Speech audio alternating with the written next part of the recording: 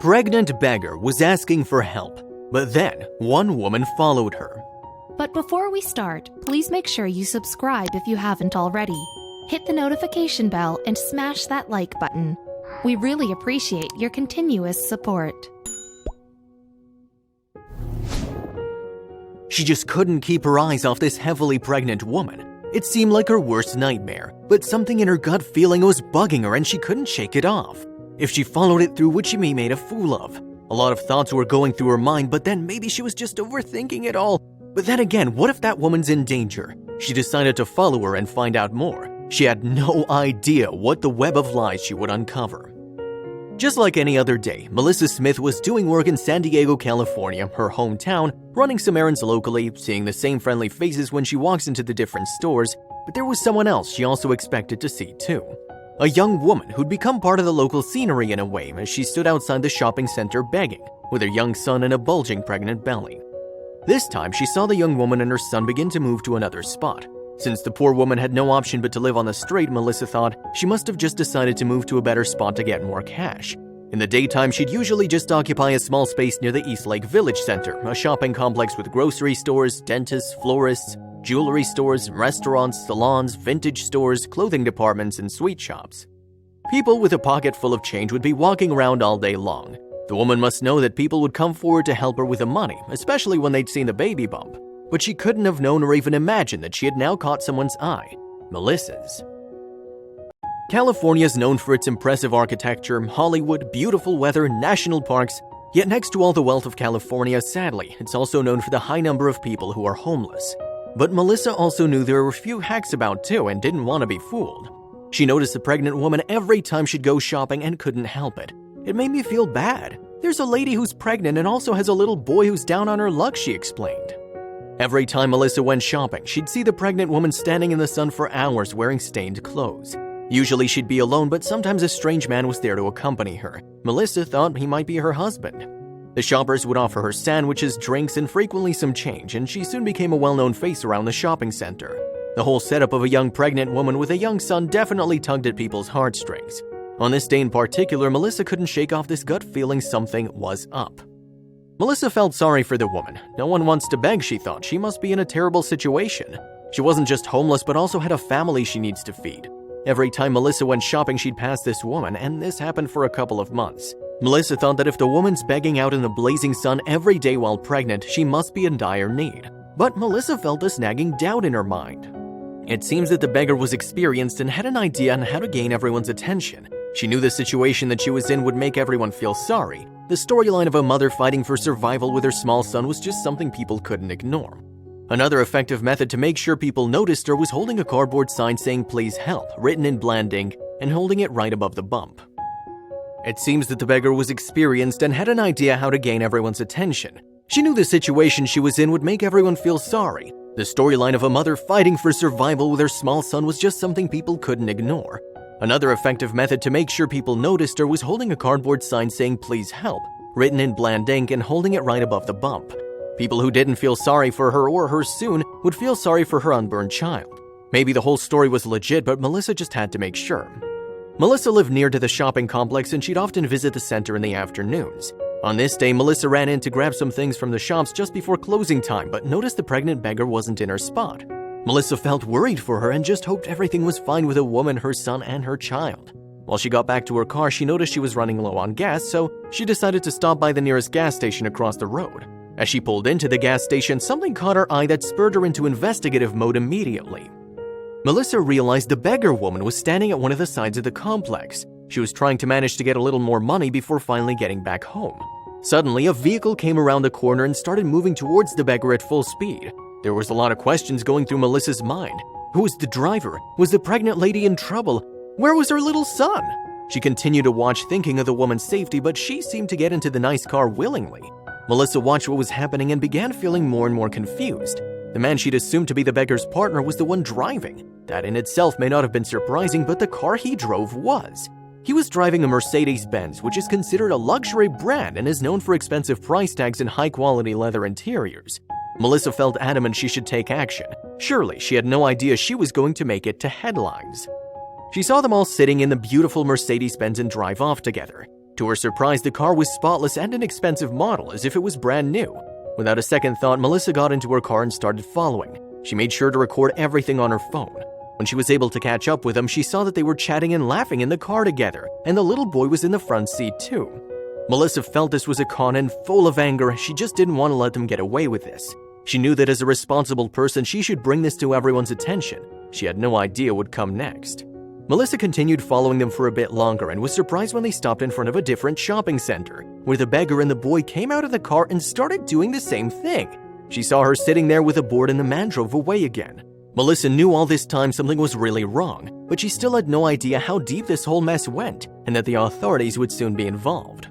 Melissa was so angry to see what was happening that she took her phone out and started taking pictures of her and her son. Or was he even her son? But they soon spotted her and were outraged and started yelling and screaming at her and threatened Melissa with rocks. Another lady who was passing by saw what was happening and called the cops. This made the beggar grab her son and starting to run from the scene. But Melissa wasn't ready to give up on this one yet. Melissa decided she wouldn't let the imposters just get away with it that easily. She posted about them along with their pictures all over social media. But she also decided to take a step further, and Melissa contacted the local news station too. She wanted to make sure all the locals would know about the beggar's deception and stop more people from giving them money. The news station became curious and wanted to find if there was something more to the story. So from Melissa's photos and videos, they were able to capture the number plate and car details. After research, it was discovered the car was registered to the name of a female, but the address wasn't disclosed. This was just the beginning of the story of these fake beggars. It didn't take long for the story to spread, and the interest of many local journalists had been captured who wanted to find out more. They were able to make sure they traced the whereabouts of the woman in the photographs to Encinitas Heights apartments. The rent of an apartment was as high as $2,500. As soon as the story started to spread, journalists from magazines, radio stations, and newspapers went to the address but returned empty-handed. The lights didn't turn on for days and no one entered or exited the apartment. Then something else happened. A new couple moved in, and the couple who lived there previously had left during the night without any notice. Melissa felt amazed by the kind of attention the story was getting. Melissa shared everything online and made sure to post it along with a proof in the form of photos and videos. Many journalists decided to contact her and collect more information and share stories themselves. "I don't feel good to see what's happening. Please don't give money to these people. They don't need it. They're driving a Mercedes," she pleaded. People were surprised to see that someone would use pregnancy and a small child to gather pity from others. A few days later, some journalists received a phone call that made them run towards the new news. A young lady named Rebecca, while driving to one of the shopping centers, had heard the story of the panhandler. Soon she came across the woman that she recognized with the help of Melissa's videos. She made sure to leave a comment under Melissa's post immediately with a photograph as proof. As soon as the news made its way to investigative journalist Emily Valdez, she gathered her team and started to move towards the shopping center. They wanted to make sure they caught hold of the panhandler this time. Valdez, following the tip, started to search for the woman in the shopping center. She checked around all the pregnant women present, but none of them were beggars. But when she was finally able to track the woman from Melissa's post, she was in a state of shock. Valdez was confident the panhandler was pregnant, but just within 2 days after Melissa discovered the truth, she was in another shopping complex with her baby. But Valdez didn't let her stop from further investigation. The moment Valdez saw her, she pointed the microphone towards her and started asking questions like, "Is this you begging?" Valdez took out her phone and showed Melissa's video to her. The woman first stared at the phone and then at Valdez and looked right at the camera and said, "I don't speak English." Her child holds her tight at the jumper. Next, when Valdez began to follow the beggar on the road, the same man showed up. Valdez said, "Keep the camera rolling." She was not letting this story go. The man tried to keep his family, if they are his family, away from the journalist, but they weren't in a mood to give up. They followed him to the streets and saw them hiding in a corner behind a van. By running facial recognition on the woman from the video and the one she met that day, she made sure that it's the same woman. It was an 80% match. Valdez started to observe the woman's partner. There was something wrong about his reaction, which sparked her belief that there are more things that need to be discovered, and her prediction was right. The man said something to Valdez in Spanish. However, he whispered to his partner in a different language. Valdez had no idea what he said, but she was in a position to do everything in her power to understand what he was trying to say. Later on, this comment would lead to exposing the truth that this family was trying to hide. Valdez made sure to download the footage, place headphones over her head, and started listening. She made sure to hear the recording again and again, but she wasn't able to identify the language. She coincidentally received a phone call from an expert at the time. Retired Detective Leslie Albright came across the interview of Valdez with the suspects. She played a crucial role in the investigation of underground crime rings with the San Diego Police Department. After working for 25 years, she became a specialist, and this story made Leslie think. She surely heard the language before, but she was trying to figure out where, and after a lot of thinking, she was able to recall it. Leslie realized this woman wasn't just any beggar, and this story was more complicated than what it seemed. Valdez wasn't the only person searching for the beggar, but the rest of the people were also looking for details. But no one knew the scam was about to get exposed. This story was much bigger than what people had anticipated. In the past years, people started noticing problems in their community. California has always been considered as the city of lifestyles and hip cultures, but there was one problem that was getting worse day by day, and everyone would just keep ignoring it. One user on Reddit wanted to expose it out, but doing it was risky. Leslie's career was devoted towards catching the top-notch criminal, and beggars usually aren't involved in any of these offenses. But the language spoken by the mysterious man made her think that there's more to the story. She saw the video again and was able to recognize it. This man was speaking Romani, and they used a common method to dismiss the media. What else was the beggar couple hiding? Detective Leslie realized that the couple was part of an organized crime group which she was investigating for years. This group started the ring right after they entered the US illegally, and sadly they commit such crimes daily. The members of this group would live in expensive houses and own lavish vehicles. They were scamming lots of people for a long time. Leslie shared her conclusion with Valdez. The couple beggar they were following was most likely just co-workers and not a couple, and the pregnancy was also just a scam. There are more hidden facts about this story too.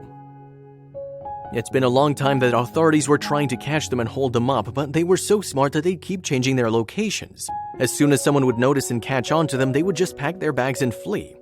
Likewise, the beggar Melissa had caught did the same thing, and just when it seems that everything was over and they couldn't be spotted, a man came forward with some information. This would surely help authorities find out more. An unknown person came forward and revealed some information that put his life in danger. Furthermore, he shared it on Reddit. I had a mutual friend with them who just told me they knew about them and that they were just roaming a pair of con artists whose families made their way into the country. But he didn't stop there. He even revealed that the women that they spotted were forced to do this kind of thing. The man was afraid his identity would be revealed through the profile and it would be a concern to his safety. What would happen if it was revealed? After all this, more information started to float around. It was further revealed the woman would stuff her clothes with foam to pretend she's pregnant. Because of the fake belly, she would easily turn 500 a day. But there were many others who were doing the same. When it comes to such kind of things, it's often the men who are leading the operations. They offer desperate women a place to live and food in return for the work. The woman would be sent out every morning and would be collected in the evening. It's understood the profits not distributed on a fair basis. Those who run this scam would be living lavish lives and the others wouldn't. They'll use small children and babies in any manner they can. The children weren't allowed to go to school because their future and job lies in the business of the family, Leslie later revealed. These children usually don't receive any kind of education, and crime's the only thing they do know. The anonymous user also pointed out how people must know that there's plenty of organization and service that could help people in need, especially women and children. They're taking advantage of everyone by scamming them at the entrance of the parking lot. None of them is reporting this earned money, and both of them are taking state and federal assistance for poverty. But soon after, he started to get threatening phone calls. Before he would remove all the information and traces about himself from the internet, the user had one thing to add. They might try to do this scam again. There might be a different woman or location. In any case, call the cops. Make sure to let them know they're the BMW scammers so that they're properly identified and the state can make the proper deportation. Don't offer them any help or give money to any panhandler you see. The Reddit user's warning was quite clear. Leslie's former team, of course, is still working to find out who's running the operations, and let's just not forget about Melissa. Without her curiosity, people would have never come to know about these scams in the first place. But one question still lingers in the mind that if the police aren't able to catch them, then how will all of this be stopped?